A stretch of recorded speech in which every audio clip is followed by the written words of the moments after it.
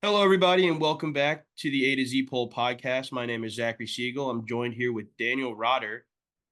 This is a special edition episode where we're going to go over, the games of the week, our top Heisman contenders, and our biggest disappointments and shocks of the year. If you like this kind of content, make sure to like and subscribe. You can find me on YouTube, Twitter, TikTok, Instagram, wherever you want to find me. My Twitter is Zach_Siegel32. If you want to find Daniel here, you can find him on Twitter at drot at underscore six. That being said, welcome to the show. Thanks, Zach. I'm glad that I could accompany you for one of your podcasts here. I know you've been a bit by your lonesome so far on these ones this year, so I'm sure it'll be nice to not just talk to yourself through the screen. Yeah, it's definitely fun having a conversation with myself, but it'll definitely be better when there's someone else to offer another opinion. All right. Well, without further ado, let's jump right into it. Uh, the format we're going to go through this first section with the games of the week is we're each going to go back and forth for 5 games and each take the lead on one of them. But for this first game, we're going to talk about probably the biggest game of the week. So who cares about saving the best for last? We're going to do it right up front. Ohio State at Oregon. Uh, this was an absolute nail biter till the very end. 32-31 finish. Um, and frankly, I don't think this is the last that we'll see these teams play each other.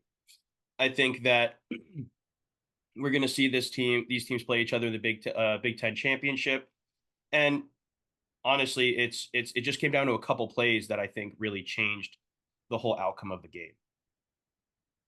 Yeah, it was an exciting wire to wire finish. Uh, both teams were in it the whole way.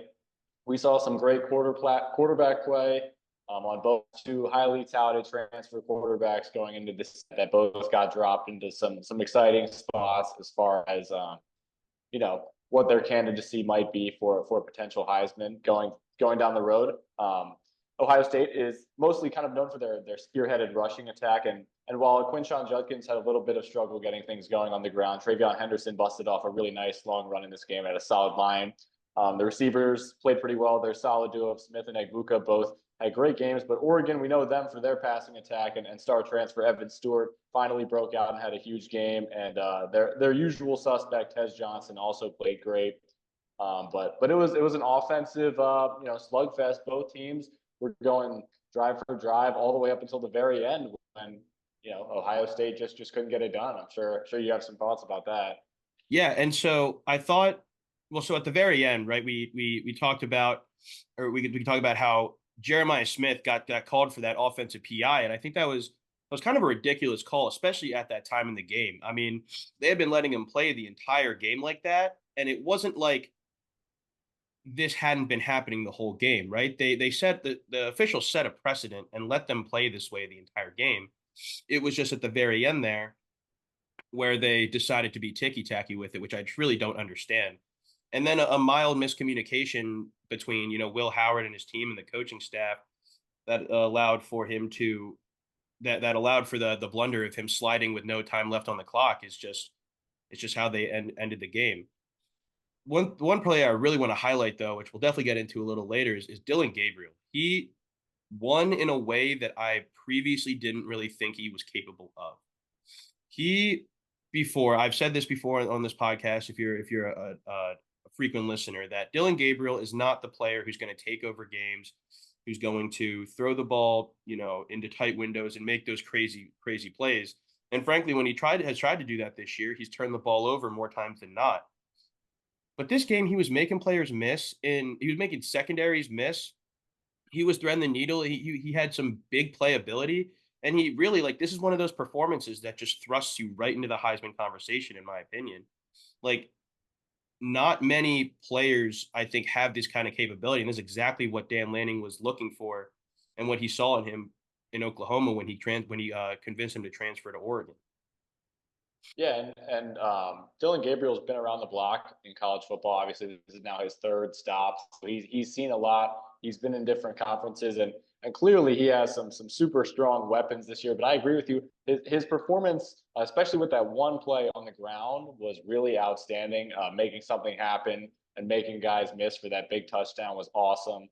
And I think it had kind of statistically been a little bit of an underwhelming season for Gabriel thus far, at least as far as what people were expecting.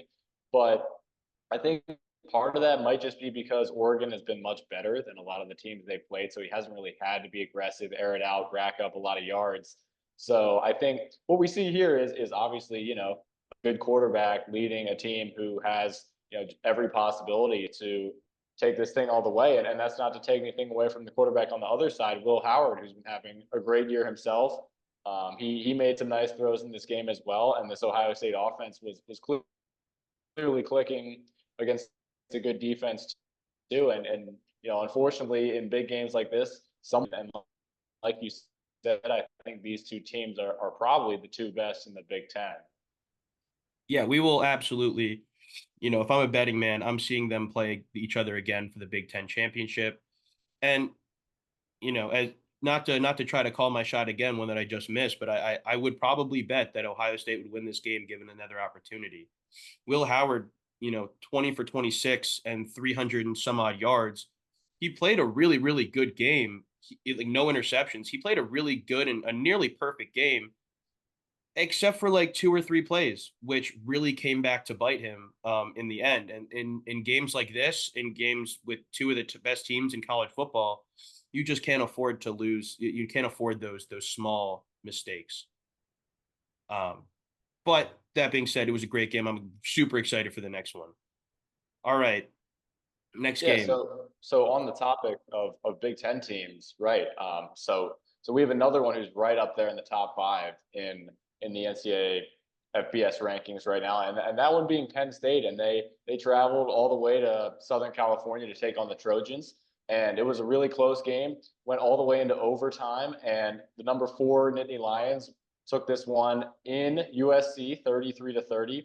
The game started off really hot for USC. They jumped out to a 2-touchdown lead at halftime. They were winning 20-6 when Penn State came storming back, and they were able to get this thing all evened up in regulation.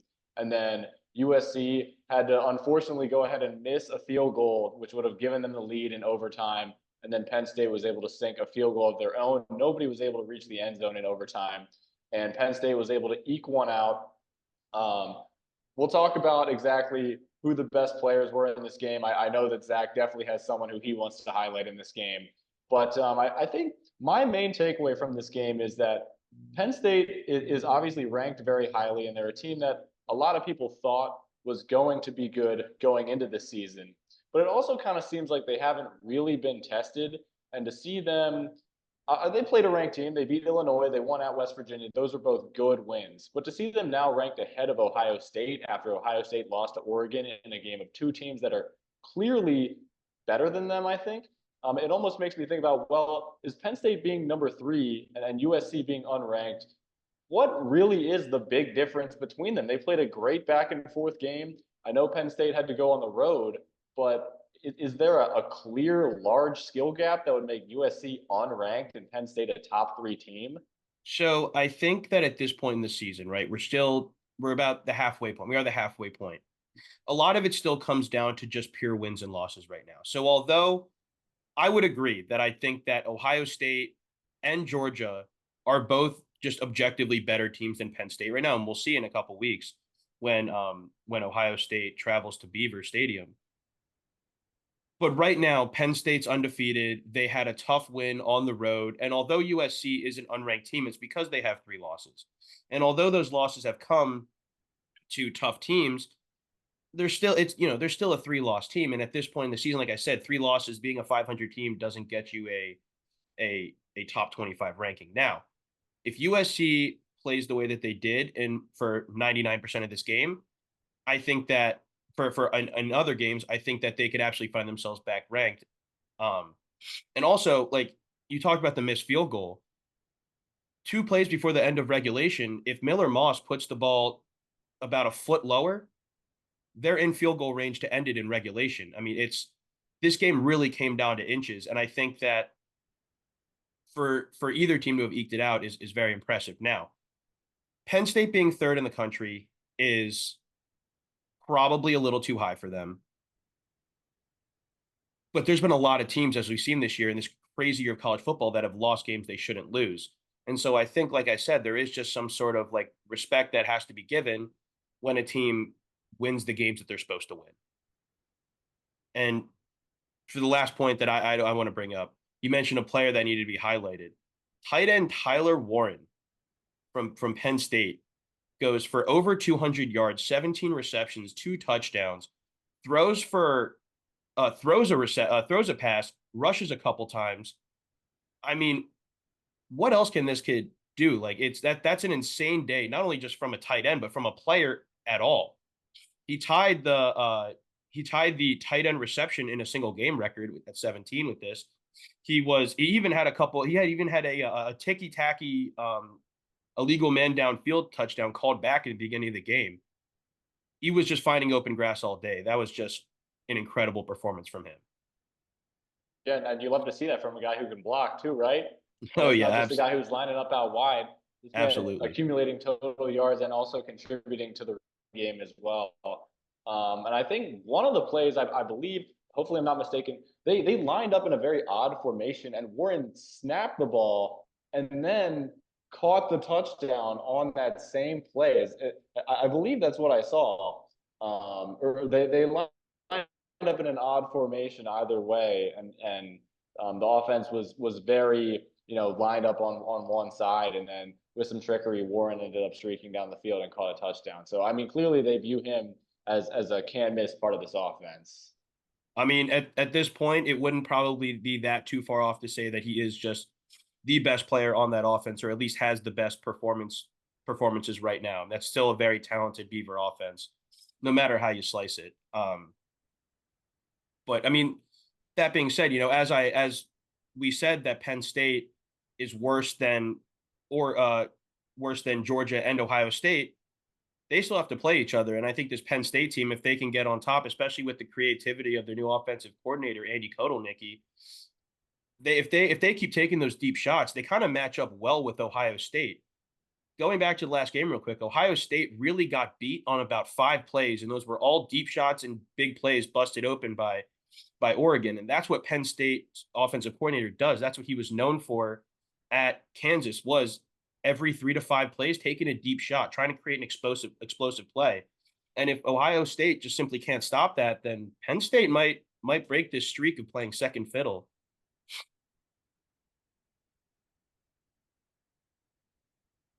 Speaking of second fiddle, though, Texas took down Oklahoma in a dominant fashion.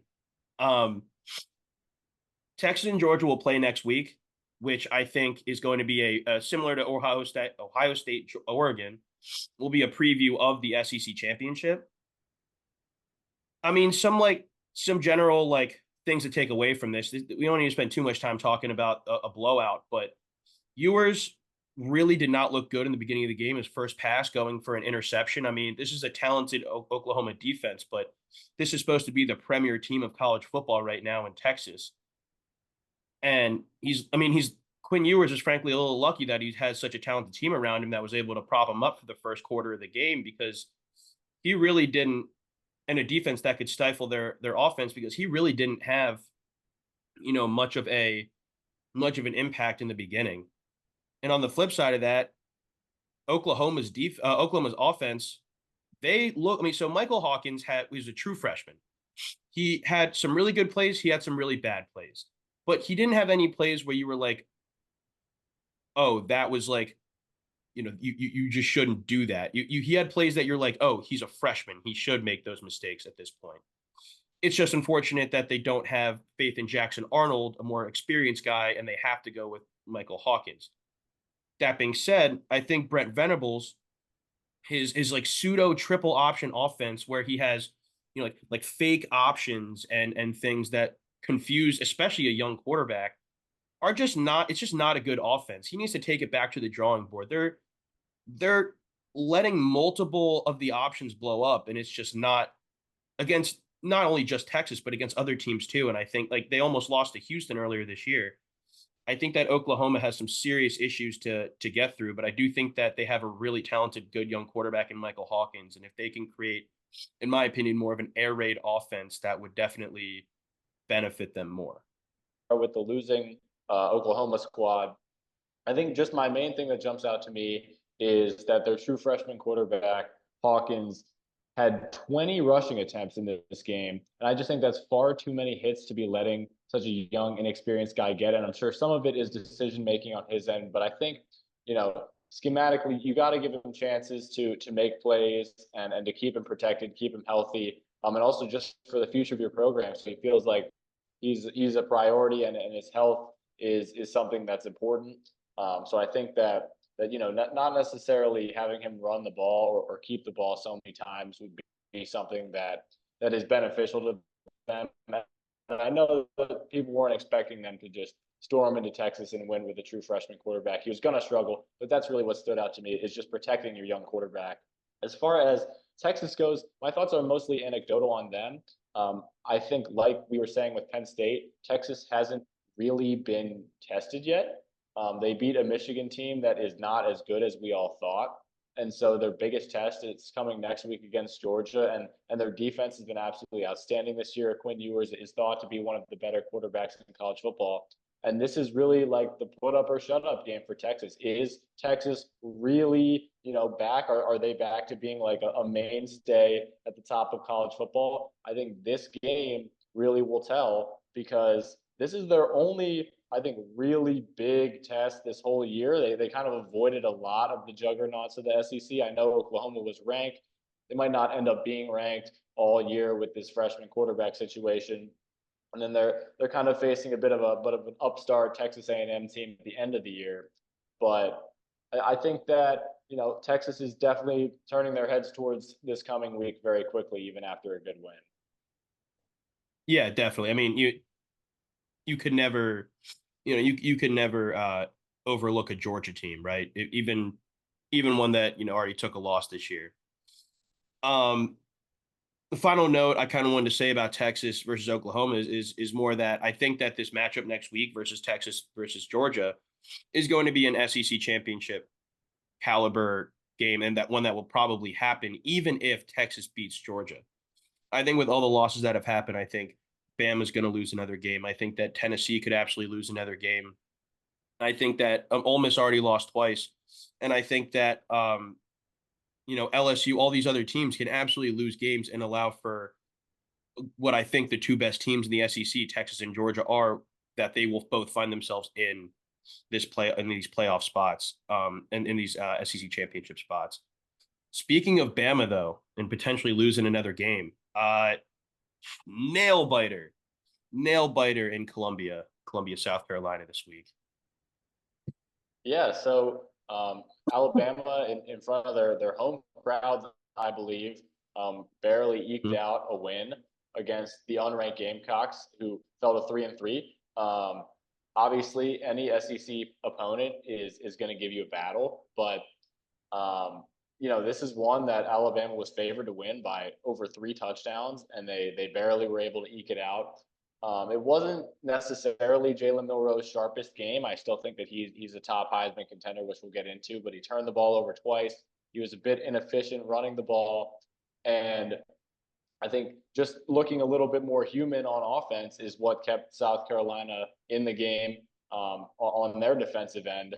And I think that this really is kind of begging one question for me. And I talked to Zach about this last week after their very shocking loss to Vanderbilt. And now a big, convincing cover by South Carolina, even though they didn't win, is Kalen DeBoer the guy long term? Because my immediate reaction after that loss to Vanderbilt, and I know people reference the Saban loss to Louisiana Monroe, is just that Kalen DeBoer was handed lots of great players from Nick Saban. I know that some players transferred, okay, fine. But he was handed a very talented program who now lost to Vanderbilt and almost lost a game that they were 21.5-point favorites. And it doesn't seem like this team is as bulletproof as they were. It seems like, obviously some changes need to be made from a coaching perspective. And while it's hard to judge a new coach on his first year, you would have to think the head coach at Alabama is going to have the shortest leash right now of any program in the country, because if they are not seeing immediate results, I think that fan base is only going to tolerate one 3-loss season before his name gets thrown around on the hot seat, and in such a talented SEC, I'm kind of wondering, if by the end of year three, even is Kalen DeBoer the head coach? I know that might be an overreaction, but it's something that's creeping into my mind right now. Now, in our conversation last week, I did agree. I think it was not agree. I did think you were saying is an overreaction, and I do think that you need to give any quarterback till year three. Now, look, Alabama is Alabama, right? They're always going to say that they're Alabama, and as far as they're concerned, they are the premier team in the country. Just even if they haven't actually won anything in the last few years. That being said, Kalen DeBoer is not Nick Saban, and to think that he's going to come in and have the immediate like success that Nick Saban did is a little bit wholehearted, if you will. I do think that this loss to Vanderbilt was a very bad loss, and I think that if he lost to South Carolina, maybe I'd be a little more willing to have this is he really the guy conversation more than any basic is he really the guy conversation. Year three, if he's taking a 3-4 loss season, I mean definitely 4 loss, but 3 even 2 loss season year three with the generational draft class that he has supposedly coming in with like over 10 5 stars. Like it's supposed to be one of the most insane draft classes we've ever prospect classes that we have ever seen. If he has that and then he still can't win games, then yes. If it's 3 years, he's still not producing, then absolutely go find someone else to take over your premier program.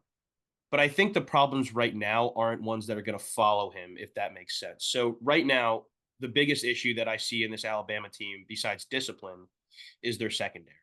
Their secondary is made up of all transfers except for one Malachi Moore, who is if I believe if I'm correct, is a sophomore who has had several emotional breakdowns over the last couple of weeks from that. I think that if Nick Saban was there, probably wouldn't have been tolerated. He was pushing Diego Pavia's head into the ground in the Vanderbilt game. He threw his mouthpiece 120 yards in the at the end of the game. And even this week, he was just having nervous breakdowns on the sideline and in the game. I think that Malachi Moore is one of those players that you absolutely need to be your rock, your veteran player, especially in such a young and inexperienced secondary that has struggled even against teams like South Florida. That being said, why I don't think those will be long-term problems is because they are so young and they are so inexperienced right now that they can only get older and more experienced, right? If they can make it out of this year, if they bring in another, set of 5-star DBs and defensive players, and maybe even make a defensive coaching switch, I think that this defense will get exponentially better over the next couple of years, and that's when we'll get to see what Kalen DeBoer's coaching is really made of. If we're still seeing these discipline problems, if we're still seeing these stupid losses and these inabilities to make defensive adjustments and just the thought process of we're Bama, we're going to win, that it's just not going to work, then I think maybe it would be time to look into an actual change.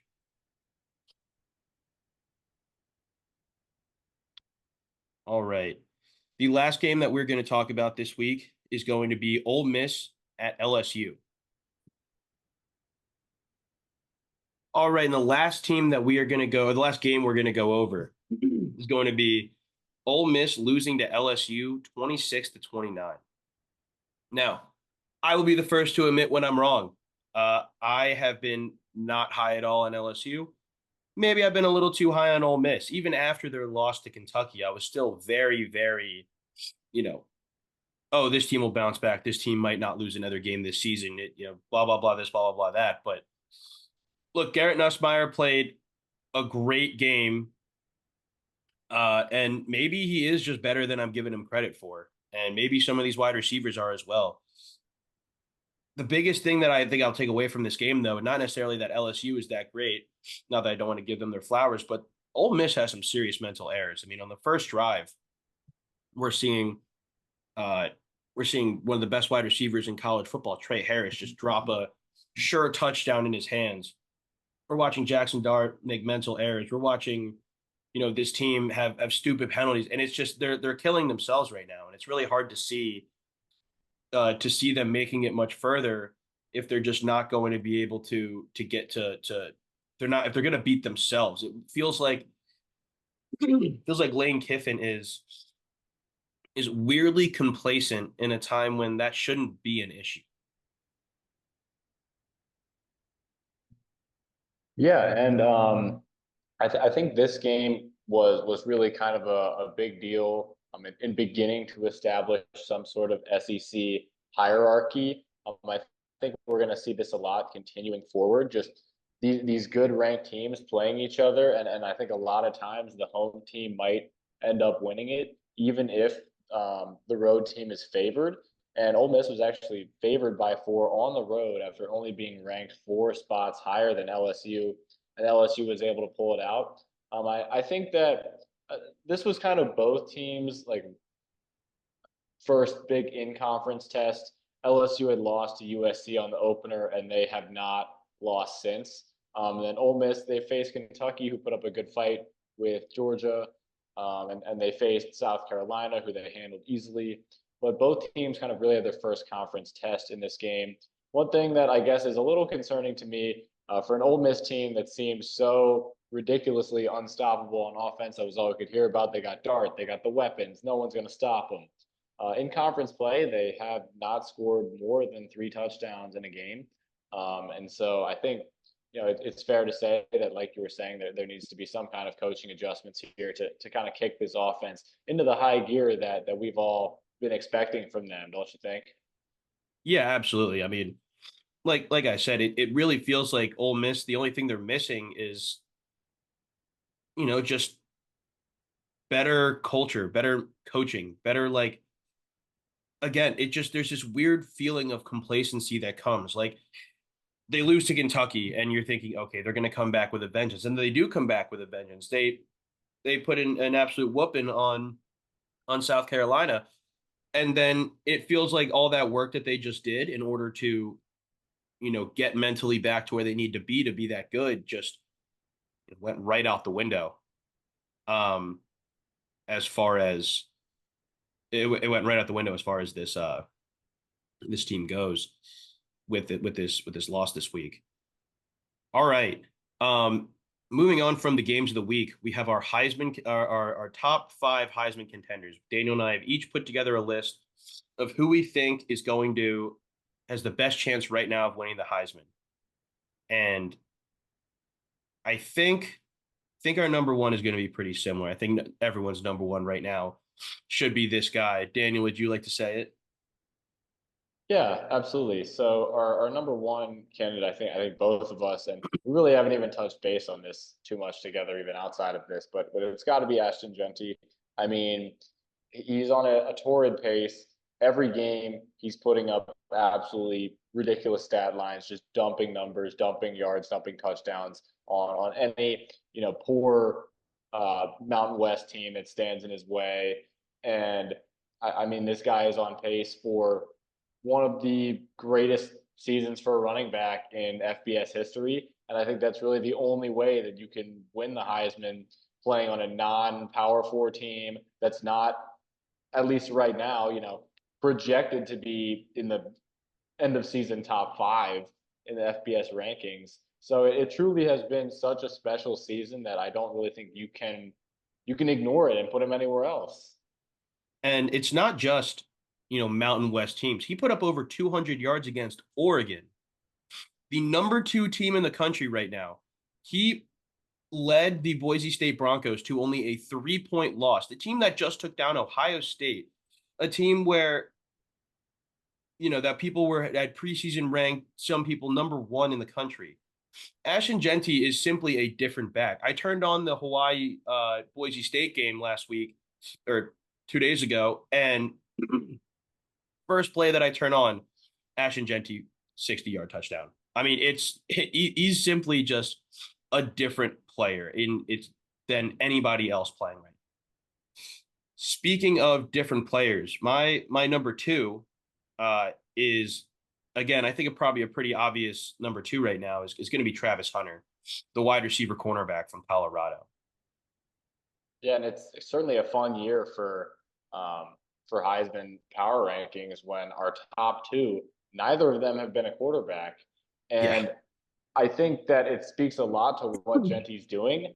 The fact that he is ranked ahead of Travis Hunter, because Travis Hunter is doing something that is largely, incredibly like one of one. Like it is something Yeah. that is largely not done at a successful level, and he is a super skilled receiver and a super skilled quarterback or cornerback, sorry, and just elite, so elite at both of those things that I mean, it's hard to not see him being a very highly drafted NFL player just because he's kind of like a Swiss Army knife. I know he can't do everything on offense and defense, but he plays offense and defense well. And while teams might want to deploy him one way or the other, ultimately they get to choose, which is why he's going to be such an interesting draftee even after this college football season takes place. But just because of his prowess on both sides of the ball, I'd still put him ahead of any other quarterback in college football right now. I mean, even though he's not a quarterback, he has his own touchdown to interception ratio just in a different way. He 2 weeks ago he had his first game where he didn't receive for 100 yards. Also while playing almost every, if not every snap on defense. He's averaging over 130 snaps a game, which is 20 more than the previous record, which was held by him, which is 20 more than the previous record, which was not held by him. But I mean, still, for a player to be that good at both and be that consistent at both, the week that he didn't have 100 yards receiving, he had 92. So it's not like he's really taken a step back in any capacity right now. Number three, first quarterback on the list, which I think Daniel and I are going to go 3 for 3 in our top three for Heisman right now, is Cam Ward from Miami. I think this is interesting that right now there's no clear SEC player who is in the top three. I think right now, even with SEC voter bias, your top three right now end up being Ashton Jeanty, Travis Hunter, and Cam Ward. I really just don't think there's that much debate right now in those top three. Cam Ward, you can argue a little bit of luck, but he is undefeated right now. He's putting up similar stats to someone like Jalen Milroe, but like overall stats, maybe the numbers are in a couple different places, but he's playing out of his mind in a new situation, and I mean it's hard to argue with success. I don't think that his great performance so far this year has surprised a lot of people either. He was outstanding last year in the Pac-12, and I think Cameron Ward being number three is really just because he's the best quarterback of a great team, and I mean he's thrown for a lot of yards, over 2,000 yards. He has 20 touchdown passes through the air. Miami 6-0, and say Jeanty or Hunter were to get injured, I mean, I think he is the next guy that you put up against one of them as, well, do we want to go with the stud quarterback on an undefeated team, or do we want to go with this alien type skill set? And so I don't think there's really any other quarterback, especially after a weak showing from Milroe this week, that necessarily rivals Ward for top quarterback for Heisman purposes in the nation. All right. Well, now that we're out of the top three, I think this is where we're going to potentially differ a little bit. My number four, and I kind of alluded at this earlier, that's going to be Dillon Gabriel from Oregon. I think that this specific performance that we saw in Ohio State against Ohio State is one of those performances that just can propel you into this conversation, right? We're still into it, like fairly young into the season. We're about halfway, but definitely not far enough away that you can't make a Heisman campaign, start a Heisman campaign, especially on an undefeated team. Dillon Gabriel showed a level of versatility in this last game that I don't think I knew he had. And in his ability to do that, I think, like I said, just immediately propelled him into the conversation, especially, like I said, with his team continuing to win. There's a lot of teams that just have been losing games. Like this season almost feels like that fable of a 2007 year with 59 unranked to ranked wins. Part of it's, I think, a lack of suitable candidates, but the other part of it, I think, is just how good Dillon Gabriel played in this last. So the reason I'm going to disagree with you here, and I think that what you're doing, putting him at number four is a lot of projecting, like projecting that you think that he's going to continue to play like the nation's best quarterback or one of the nation's best quarterbacks, for the rest of the way, which I think is totally possible. But if I'm just sitting back right now and looking at where he stacks up season long numbers wise, I don't think that I could say Dylan Gabriel statistically has accumulated the stats to be considered a top three quarterback for Heisman purposes right now. And I think by the end of the year, it wouldn't shock me to see him there. And I think that by doing some projecting, that's very fair to say. But I think right now, I haven't been able to put him in my top five just because I think these other two quarterbacks have been playing much better. And I think that Jalen Milroe from Alabama is my number four. He is an elite rushing quarterback. He already has 11 rushing touchdowns this year. He's only thrown for about 200 yards less than Gabriel through the air, and just has far more total touchdowns. I've expressed my concern about Alabama, which is another reason why Gabriel might pass him, because we know Heisman voting, especially for quarterbacks, is very strongly tied to winning. So, again, as of right now, I'm going to give Milroe the ranking over Gabriel, but I think in the future, you're onto something. And I do think you make a good point where it is a little bit of projection for Dylan Gabriel, but I would have a lot less confidence in that projection if Dylan Gabriel hadn't been steadily getting better every week. There is like a linear path that he seems to be following right now from week to week where, he started against Idaho where he really struggled and just been getting better. And I think a big part of that comes from his offensive line that let up 5 sacks in the first 2 weeks, and I think has let up one since then. Like is playing the whole Oregon team is playing significantly better, and it might have just taken a couple weeks for them to get there. But that's neither here nor there. If Dylan Gabriel, like you said, continues on the trajectory that he's at, I mean, he can absolutely find himself in his top three. But for now, I definitely understand why you don't have him currently in your top five.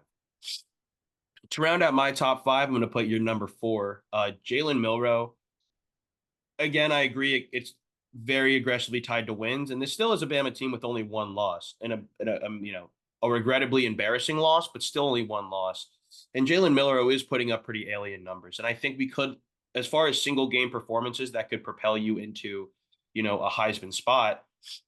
That performance against Georgia, having 491 yards and 5 total touchdowns, is absolutely one of those performances that I could see people looking back at and pointing to and saying, that right there, that is the reason why this kid should win the Heisman Trophy. Yeah, there's a lot going for Milroe. Like you said, I don't want to get too into it again because I just talked about him as well. But the rushing ability is what's going to keep him in this conversation. My number five is, again, I'm not doing projecting with my top five. I'm trying to look at it, who stacks up statistically as the best right now. And for me, that number five player is Jackson Dart from Ole Miss. And I know that they just lost, so a little bit untimely. And as we said, Heisman voters do put a lot of stock into winning, but he's already thrown for almost 2,400 yards. He has 17 total touchdowns. He's just about as successful rushing the ball as Cam Ward is. He has more passing yards than Cam Ward. He just doesn't have the touchdowns yet. But Jackson Dart has been playing like possibly the most effective quarterback in college football if you're looking at anything other than touchdowns. And so I think that for that reason, I'm going to put him at my number five spot. And there's plenty of reason to believe that he could climb this list if Ole Miss keeps winning big games. Yeah, well, Ole Miss has to start winning these big games, and I think a big part of that even with some losses Jackson Dart could get through is if he continues to put up numbers and the touchdowns come, even if they lose games, but they lose games in fashions that aren't his fault, or it's, despite Jackson Dart's performance, Ole Miss loss, then maybe we could definitely see a Jackson Dart, climbing the Heisman ladder. I do think that it's one of those things where it's not quite in his hands at this point, where Jackson Dart, although as good as he could play, is probably still on the outside looking in, barring, an injury to the top, 4 to 5 candidates right now. But yeah, he's had an excellent season. as long as he can continue to do that against SEC competition. As you said earlier, Ole Miss has not scored more than 3 touchdowns against SEC competition. And I think a lot Jackson Dart's stats might look a little inflated right now, purely based off of um that are purely based off of the early season like routings of FBS and lower level, you know, I'm sorry, FCS and lower level FBS teams. Yeah, I guess I was a little bit contradictory with myself there, but I was just trying to look at it as objectively as possible as it stands today. But I definitely would not at all be surprised to see Gabriel pass him very soon. It's hard to be super objective when it comes to judging 18 to 22-year-olds in college football. All right. Speaking of judging 18 to 22-year-olds in college football, our final segment of the day, and what we're going to round out this podcast with, this episode with, is we are going to talk about our biggest disappointments and our biggest shocks of the year. Uh, Daniel, would you like to start with your biggest disappointment? And we're excluding Florida State from this list. We both agreed that Florida State is just too low hanging fruit, and they've been played out. We don't need to talk about that. Sure. So I will begin by talking about a team that was preseason ranked third in their conference. They started the year, I believe, ranked 18th in the AP poll, made it all the way up to 13th by week 3, and has completely fallen off a cliff as soon as conference play started. And that would be the Cowboys of Oklahoma State. They ran through their non-conference schedule, even beating an SEC team in Arkansas, who is currently 4-2 and got a big win against Tennessee. So, maybe they're not totally done for yet, but I think with a running back who everyone thought was going to challenge Ashton Jeanty for the title of best running back in the league, Ollie Gordon, the team's success has just not really followed. They are currently 0-3 in Big 12 play, losing to Utah close. They got their butts handed to them by Kansas State, who's a team that's kind of on the rise right now. And then that next week, of course, they host the Mountaineers of West Virginia, and they get their butts handed to them again. And so they have good weapons. Alan Bowman, I know, is quarterbacking them, and he's been a bit up and down. But I know that they got a good transfer, Dejon Stribling. I believe he was a Washington State guy before. I could be wrong. That sounds But right. he's been having a great season for them. And I think, Ollie Gordon, they've been giving him the ball a lot, not even averaging 4 yards per carry after an unbelievable season last year. I think everyone thought Oklahoma State was going to be a bit of this offensive juggernaut. But when we look into conference play, they have not scored 21 points yet, which is concerning, despite their 2 overtime win over Arkansas, who then went on and beat Tennessee. We have not seen Oklahoma State beat a ranked team yet. Yeah, so kind of piggybacking on that, I love this pick. Oklahoma State preseason, they come in with a veteran quarterback, Alan Bowman, in his 7th year. They have all 5 of their offensive line, the ones that Ollie Gordon rushed and earned a Doak Walker Award behind last year, returning, and then of course Ollie Gordon returning, and Mike Gundy, one of the most tenured coaches in college football. You thinking, okay, he's going to get this team right. He's going to probably come back and in a what people thought was a more talented Big 12 last year, made it to the Big 12 championship, is now now this team is sitting middle of the pack at best and has lost some really bad games. Um, my biggest disappointment this year is Michigan. And now I didn't expect Michigan to win another national championship. I'm honestly not totally sure if I expected them to be higher than like a 10-9 seed in the playoffs at their ceiling. But I definitely expected them to be better than 3 losses, right? They have not figured it out at quarterback, and their defense, I mean, like Mason Graham has not showed out the way that I thought he would show out, and Will Johnson is like the only good bright spot on this team. They have no outside weapons, and even Colston Loveland, the tight end, who came into this year as the number one ranked tight end in college football, has done absolutely nothing. Uh, Donovan Edwards, who was supposed to be the second coming of Christ for this team behind Blake Corum, is virtually non-existent, and they're relying on a converted linebacker in Kellel Mullings, who is actually been pretty good. But they've now gone through Alex Orji, Davis Warren, and Jack Tuttle at quarterback, and have had minimal to no success in any of them.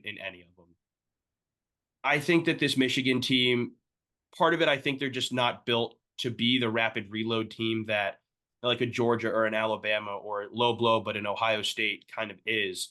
And I think that Sherrone Moore has been doing everything in his power to pretend to be Jim Harbaugh. And I just think he needs to find his own identity, and that's just not going to come with this roster. So my thoughts on Michigan are, of course, first year head coach. I know he was with the program, but that's a big change. They did get a big win against USC when they were ranked 11th. They're currently 4-2. They have 4 more games left against ranked teams. They play at Illinois and Indiana and Ohio State. They host Oregon. What would they have to do to not be considered a disappointment the rest of the way? Not be a disappointment. So I think that disappointment for a team like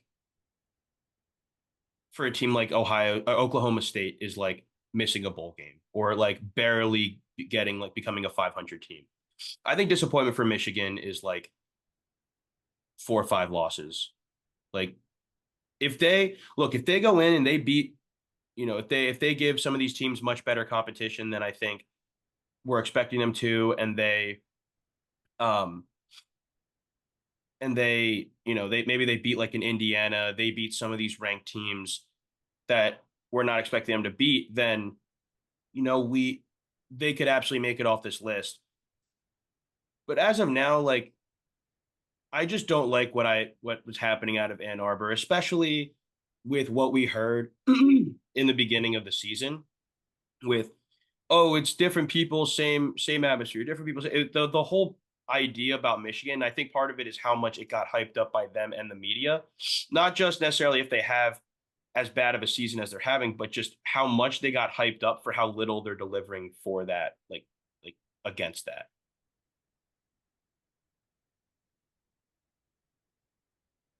All right. To round out our segment is going to be the biggest shocks of the year. My biggest shock of the year is going to be BYU. They're not only just beating teams, they were not expected to be a real contender for the Big 12 this year. But they're not just beating teams right now. They are crushing teams. And the only team that they haven't crushed this year is SMU, who's now a ranked team, who they still beat. Like BYU is one of just a few left undefeated Power 4 teams. And their quarterback, Jake Ratzliff, is both running and throwing at a very high level.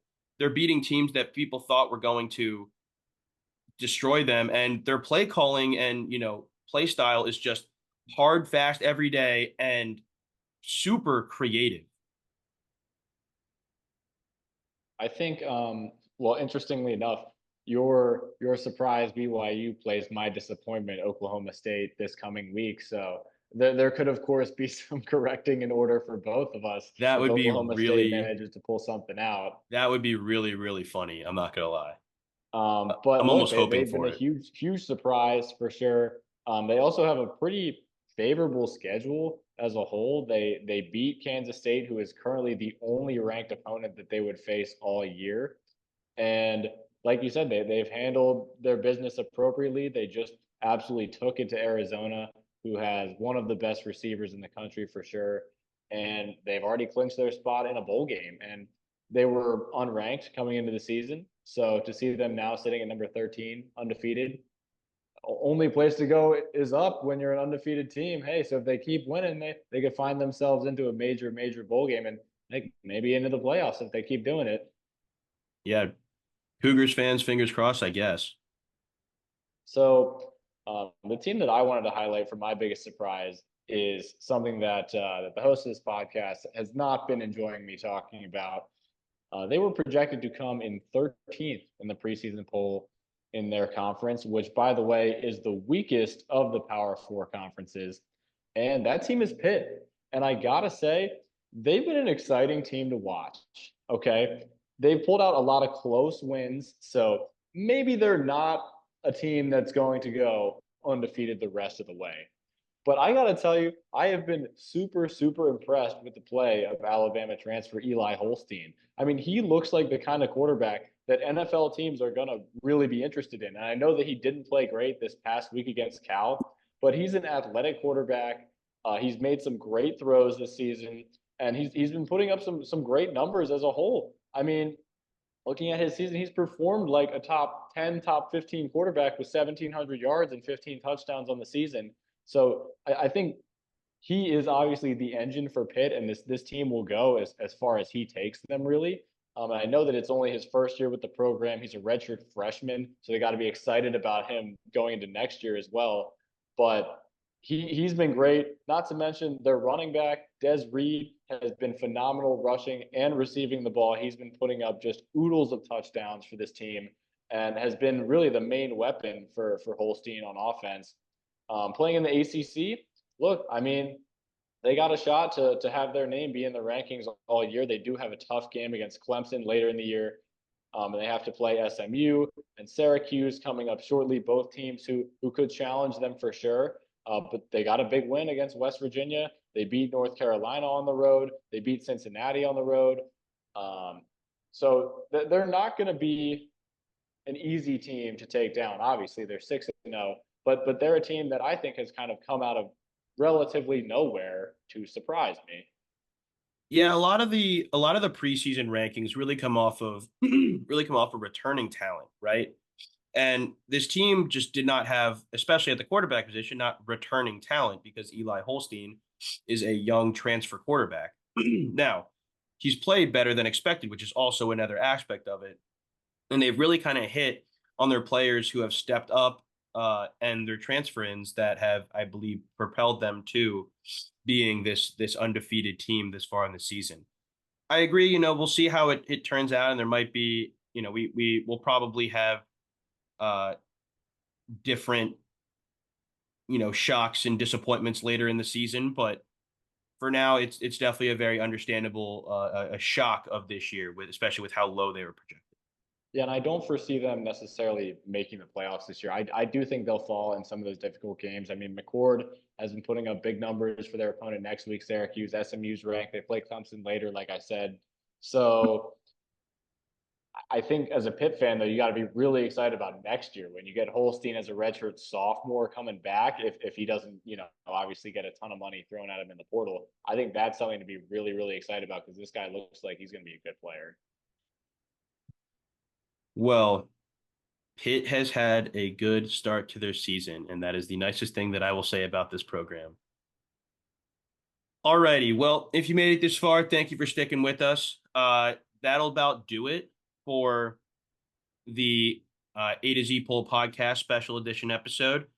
Daniel, thanks again for coming on with me.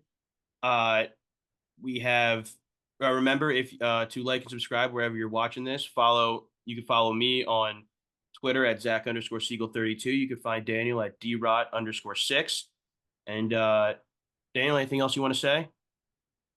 Yeah, absolutely. So, I mean, just a little bit about me, because you listeners, I'm new to the podcast. So, like he said, my Twitter is DROT_6. I've mostly centered my content around baseball and fantasy so far.